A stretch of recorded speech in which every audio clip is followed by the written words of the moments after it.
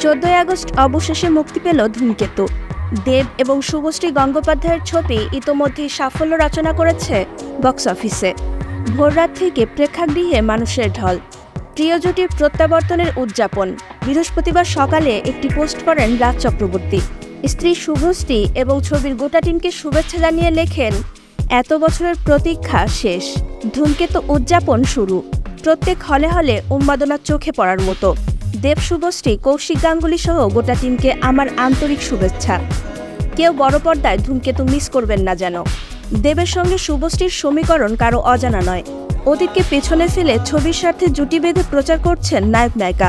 যাবতীয় চর্চা বিতর্ক উড়িয়ে স্ত্রীর পাশে থেকেছেন রাজ। প্রায় 1 দশকের অপেক্ষার পর যখন সেই ছবি মুক্তি পেল, নায়িকার মতো উচ্ছ্বসিত তার স্বামী।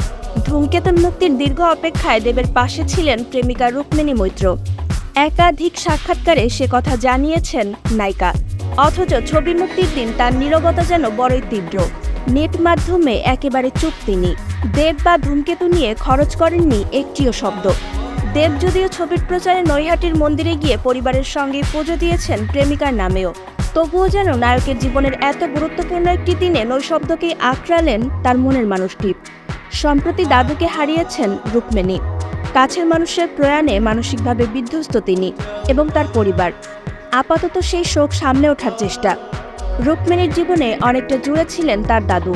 সাফল্যের আনন্দ হোক বা বিশেষ দিনের উদযাপন, অভিনেত্রীর সবকিছুতেই সামিল ছিলেন তিনি। দাদুকে হারিয়ে ফেলার যন্ত্রণাই তাই প্রবল।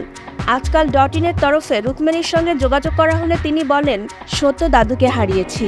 আমি এবং আমার পরিবার এই শোক কাটিয়ে ওঠার চেষ্টা করছি। কাজ নিয়ে ব্যস্ত রুক্মিণীর জীবন আবর্তিত পরিবারকে ঘিরে।